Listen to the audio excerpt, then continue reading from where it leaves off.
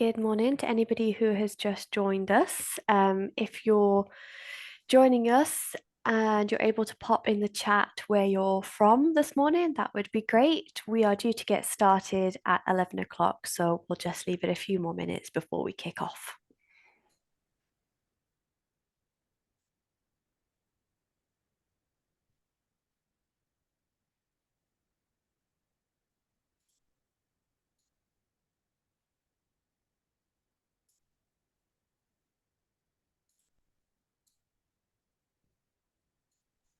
Morning, David. Thank you for popping that in the chat.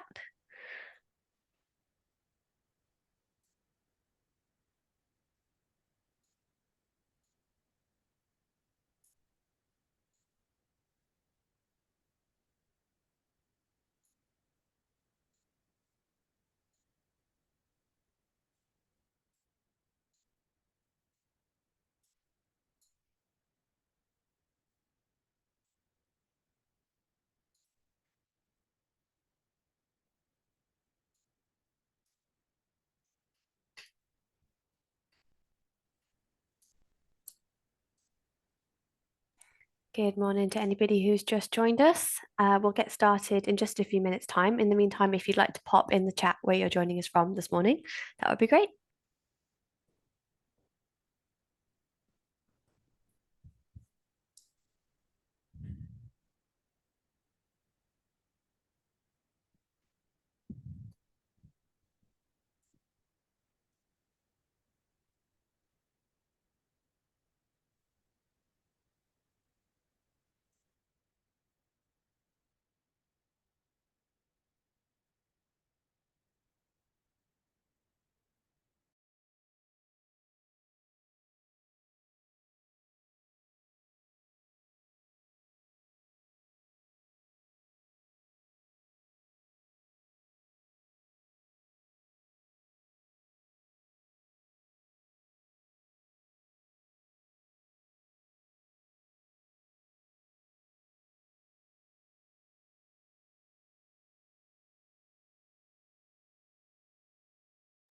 Just going to close my Teams down before we get any more interruptions, and then we'll get started.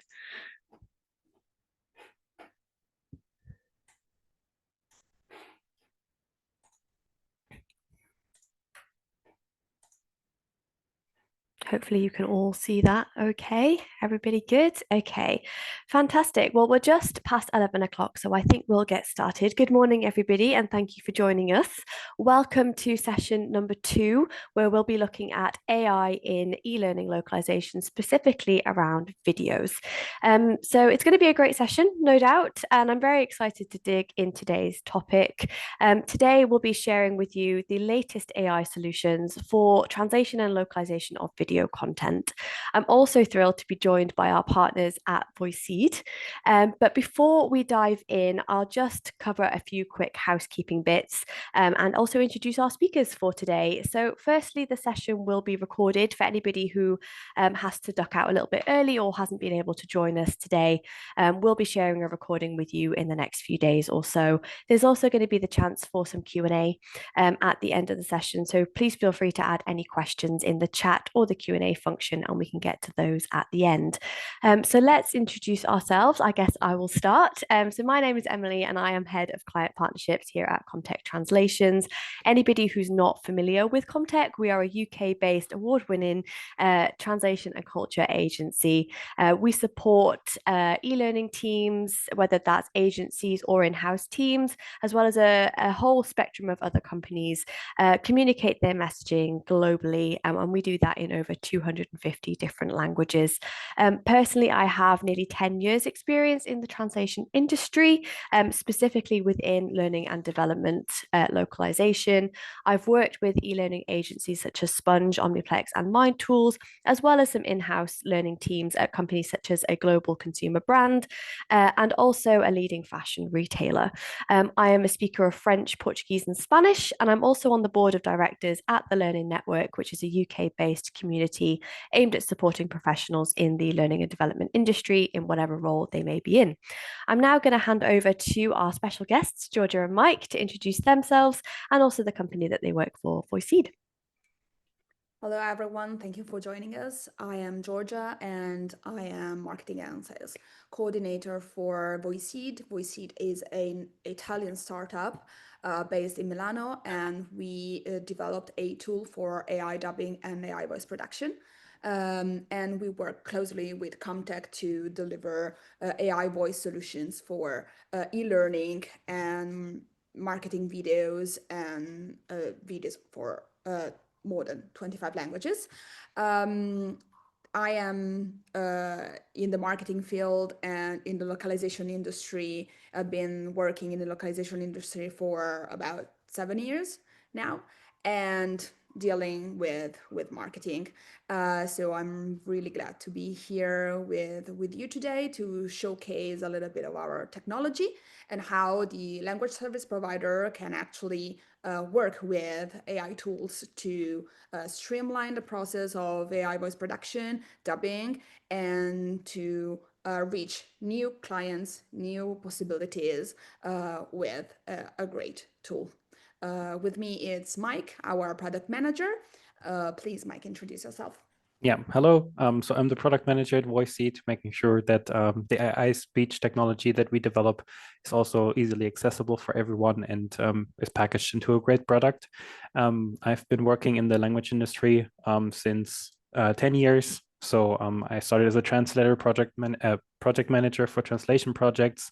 Later on, went to translation technology with a translation management provider, and now approaching language from the audio side. So I'm very happy today to show you the tool that we have developed and what kind of control we have over the AI speech that we create, and we'll show you more later on during the demo. Thank you. Brilliant. Thank you very much, both. In terms of the Comtech and VoiceSeed partnership, obviously, Georgia, you touched on that a little bit already. But Comtech uses VoiceSeed through VoiceIt software to be able to offer a full end-to-end AI voiceover solution for our clients. So essentially, we will take a client's video and complete all of the translation work, and then our professional linguist will work within the VoiceIt software to craft the AI voiceover and complete all the necessary quality assurance checks. So we'll dig into that in a little bit. But first of all, let's just recap. So in our last session, we looked at the various AI solutions available for translation of written content, along with how to put in place the right strategy for translation of all of your content, making sure that you're using the right approach, whether that is a fully human or fully AI solution. So this week, we're going to look at how those principles apply to video, and here's what we'll cover in today's session. First of all, we'll look at the case for using AI for localizing video content. We'll then also look at what solutions are available. We'll look at some example use cases. We'll then hand over to our partners at VoiceSeed to give a live demo of how the software works to create a localized video using AI voiceover. We'll then share some tips and key takeaways before we then move on to our Q&A. And then finally, there's a little free gift for anybody who hangs around until the end. So let's move on. If my slides want to work. We're back. Okay, fantastic. So as with text translation, before we look at the solutions available, I think it's really important to actually consider the case for using AI and why more and more learning and development teams are using AI to localize their videos. So just a few key facts for you here. Video viewers actually retain up to 95% of a message when it's delivered through video, compared with only 10% when reading text. I didn't realize it was quite so low. And I think that's actually even more true with kind of younger generations, especially the TikTok generation and social media. Our attention span does tend to be a little bit shorter. So video tends to grab people's attention a little bit better. Humans also process visuals up to 60,000 times faster than text because the cognitive effort is lower. Again, something I had no idea about before kind of digging into this process a little bit more detail. Also, storytelling through video creates a much greater emotional engagement than reading it on the screen. And also, it's worth mentioning that actually captioned videos lift watch time by about 12% on average. So again, a lot of people will watch video with sound off, but having captions included within video content actually still allows them to engage with the content in a much better way. And a fun fact for you, when famous chef Jamie Oliver dubbed his videos, he saw his viewer figures triple.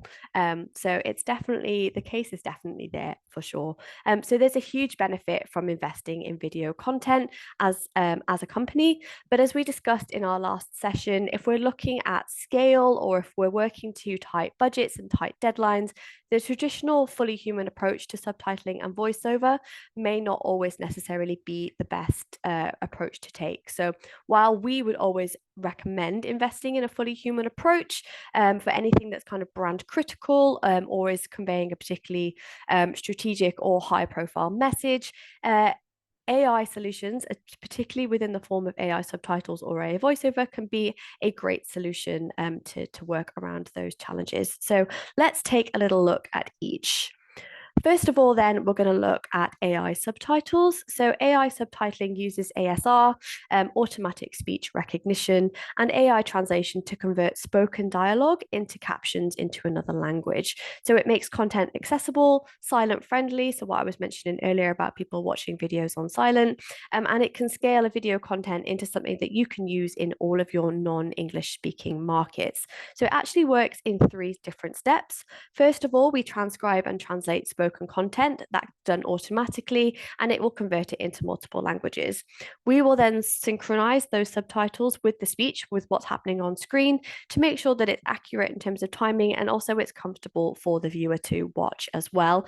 And finally, we will then assign our linguists to post-edit the translations. Post-editing means reviewing the translations and then making any necessary adjustments or edits so that it sounds as natural and as fluent as it possibly can. Also, there's an additional step for quality assurance as well. So in terms of ROI, AI subtitles can be up to 50% cheaper than a fully human approach. They can also typically be about 2 to 3 times faster to produce as well. So that's what we were talking about in terms of meeting tighter deadlines or tighter budgets. You can see there that the case is obvious for working with AI in those instances. In terms of use cases, kind of the most appropriate ones for AI subtitles tend to be things like explainer videos, short intro animations, anything that you need to create in order to support accessibility. Obviously, there's a lot more legislation and guidelines in place now around accessibility, which is fantastic, and AI subtitles are a fantastic way to do that. It's also a great way to kind of, when you're dealing with draft versions of learning content, if you need stakeholder sign off and that kind of thing, before you're kind of finalizing all of the assets and you need something sort of placeholder in place, AI subtitles can be a really strong way just to kind of get something ready to go and provide as close to the final version as you possibly can while you're still navigating all of those reviews and sign-offs. So moving on, let's look at option 2, which is AI voiceover. So AI voiceover uses AI to convert text into natural human-sounding speech. It scales video production fast, and there's no need to book in studio sessions or voice actors. You've got it all right there at your fingertips. It's also really easy to update or edit the audio at any time, which again is fantastic. If you're dealing with stakeholder reviews, you don't need to go ahead and kind of rebook studio sessions or voice talent or anything like that.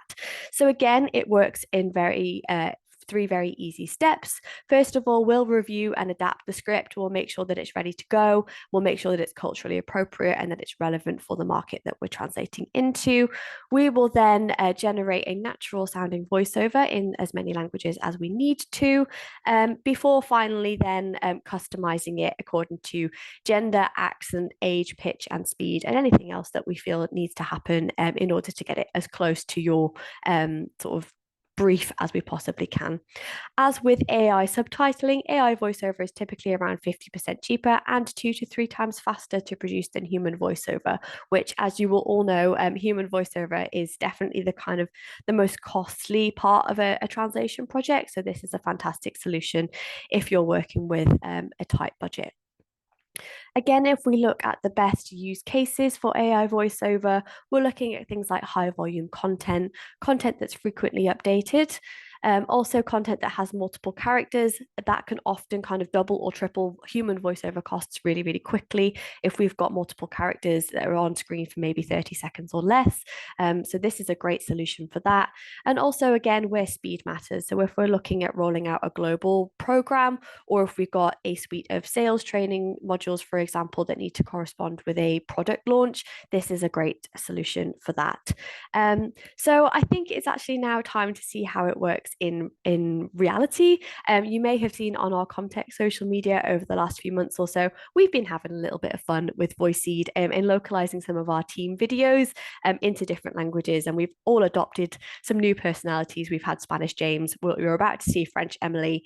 So I'm going to hand over to Georgia, who's going to give you a demo of how, sorry, hand over to Mike, of how our professional linguists work within Revoiceit to craft voiceover recordings using the power of AI. So over to you guys. All right, thank you. Let me just share my screen, and then I can give you a little tour. So you should be able to see my screen right now.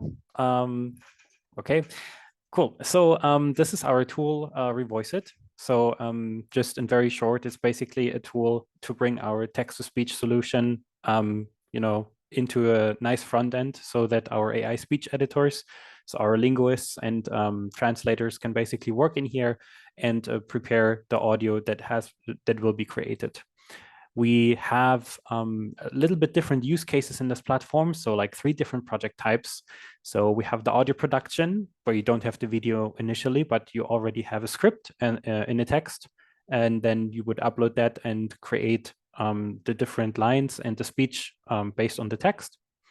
Then we have a media dubbing project. This is what we will have a look at later, where you already have a video, maybe an e-learning course in a specific language, and you need to have it available in other languages too. So if you want to have some kind of corporate training, not only in English, but also in Spanish, Romanian, Polish, or whatever, you can create the AI speech based on the video and the script that you already have. And then we have line dubbing, which is a little bit gaming oriented. So I will not get into this in this demo, but there are also like other project types that we support. In terms of interface, like we're currently looking at all of the media dubbing projects. So all of the projects that start with a video, we can open it. And within a project, you have several batches. And batches you can say as like one video or one unit that you would like to localize into a different language. So in an e-learning course, this could be like one chapter or one sub-chapter that you have a video for. In a web series, it could, or like web e-learning, it could be like one episode that you basically put out. So a project can be further divided into like smaller, into smaller units. And if I go into this one, you can see that we only have 2 languages here. We have the English source and the French target language. So when we upload the English source, we upload 2 things. First, we upload the video that you can see down here. And then we also upload the source script, which you can see here. And we basically analyze the source audio for what is in there. So we would analyze how many speakers are there. So we would not only say, okay, this line is this text, but it's also spoken by a specific person. So in this example, it was Emily that actually spoke. And then we would further analyze with what kind of emotion this line has been spoken in the original. So we have an automatic emotion detection. So Emily had a pleasurable voice. So the emotion that was detected here is normal pleasure intensity. So basically a style in the video that is very easy to listen to. We also have some different styles, which I will show you in a bit. So in the first step, after we have the transcript and we review it and we make sure that all the emotions and intensities are correct, we complete our source script review. And then all of the different metadata that we have gathered here will then be pushed automatically to all the languages. So this is like a preparational step to get ready to localize all of the different languages. Right now, I only have French, but of course you can also have Polish, Spanish, and so on, like whatever languages we have available in our system and that you would like your content have localized into. So the next step after this is done is uploading the target language script. And in the target language script, you would then see, so here, the French target text. So you can see that we have the source text that we already know from the source review, but we also have the target text that has been translated and uploaded. So in this case, it is in French, and maybe I can just play the video a little bit so you can listen to the results. J'enregistre donc cette petite vidéo que je vous enverrai, car nous ne voulons pas que vous passiez à côté de cette opportunité. Je vais être très rapide, car je sais que nous sommes tous très occupés. All right, so this was Emily's text that she said in English, but actually in French. And of course, there is some adaptations that we can do here in order to really get the output that we want.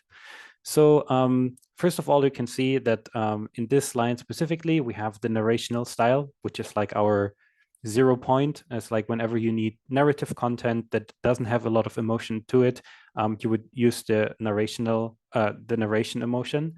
But actually, we have 8 different kinds of emotions that actually prime how a specific line is being delivered. So we could use pleasure, like in the source review,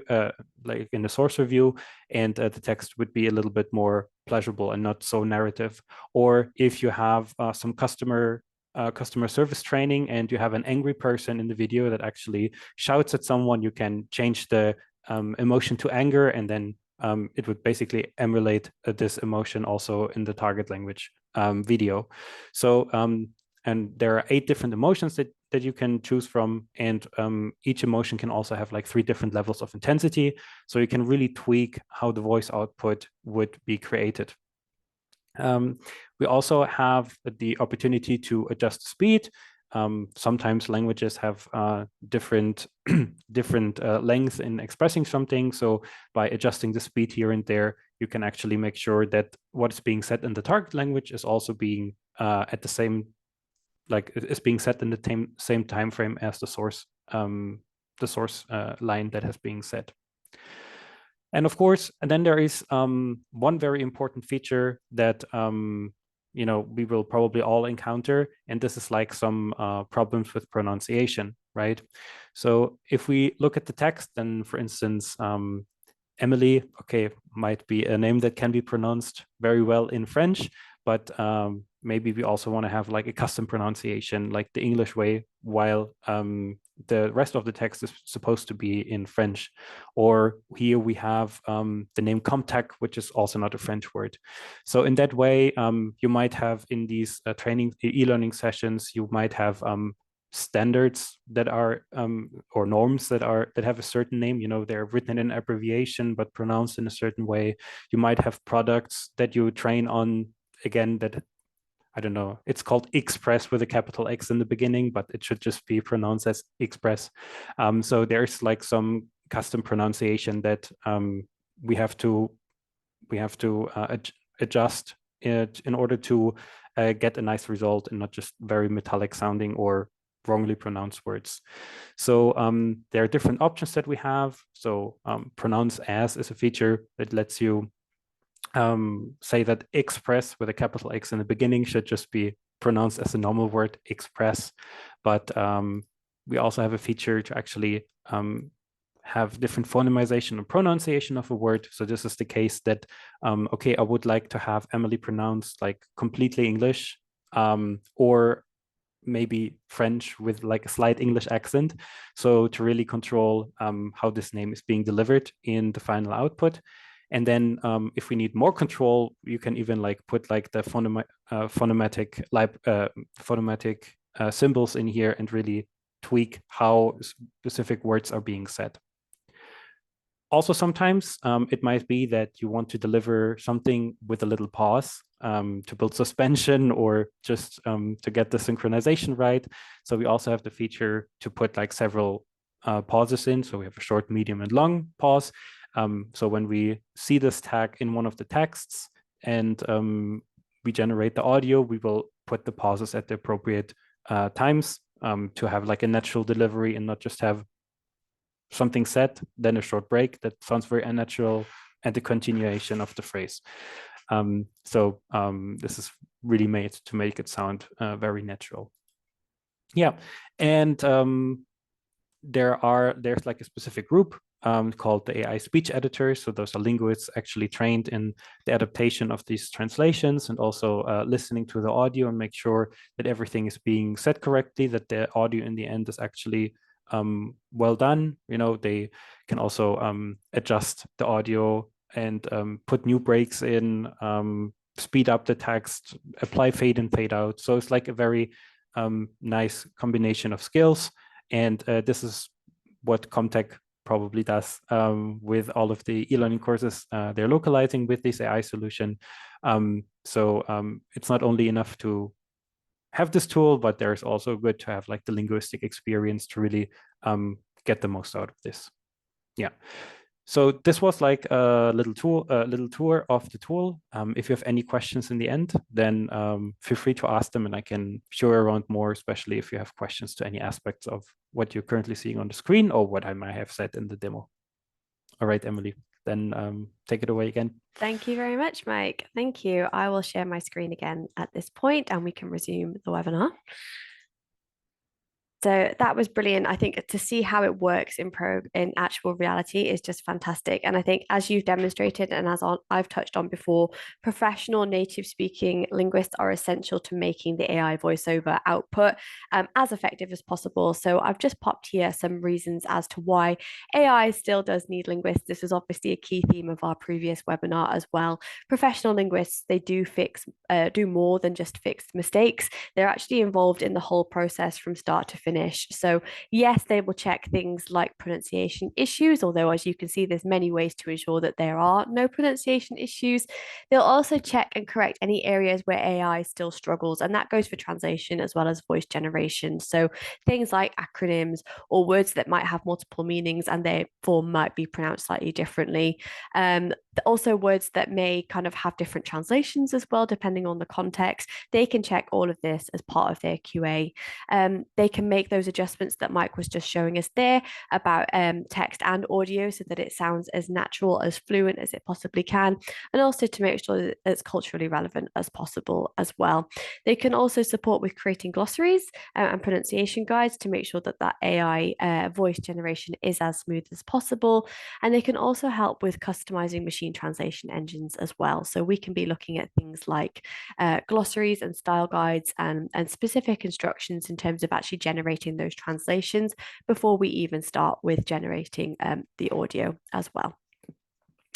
So before we move on and wrap up today's session, I'd just like to leave you with a few tips and takeaways from our webinar today. So first of all, if you're going to use AI for your video localization, a good tip is to make sure that your video is as high quality as possible, just to make sure that that audio is picked up correctly. That will obviously cut down on the time needed to QA and edit the English or whatever your source language might be before you even get started with multiple language versions.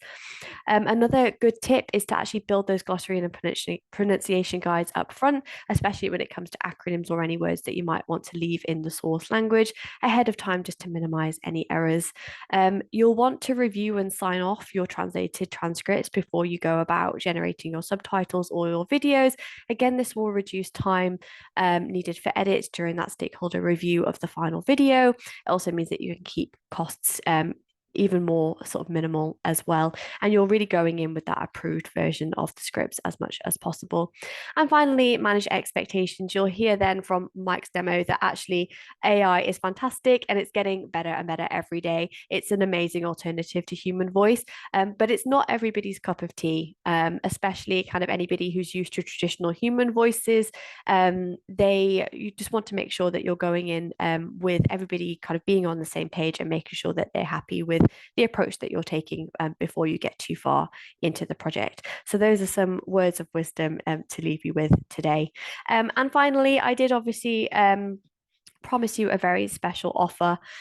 So right now we have a full guide to using AI to turbocharge your translations, whether that is video or text content. If you're interested in receiving this guide, you can drop me an email at the email that's on the screen there with the subject line freebie to be able to receive that.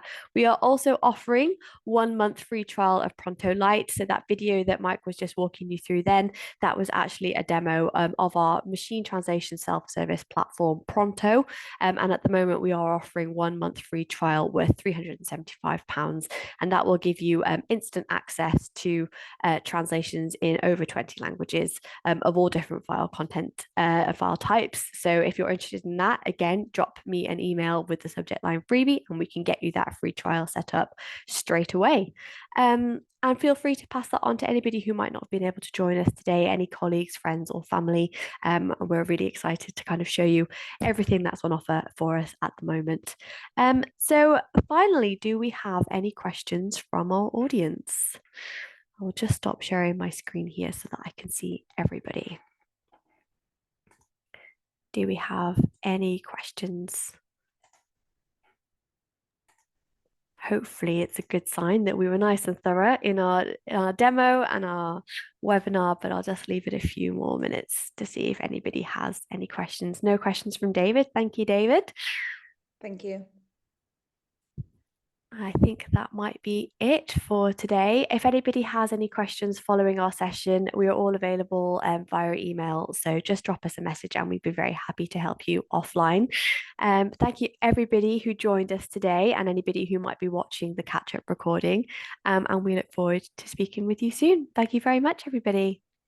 Thank you, guys. Thank you. Bye. Have a good day. Ciao, ciao. Bye.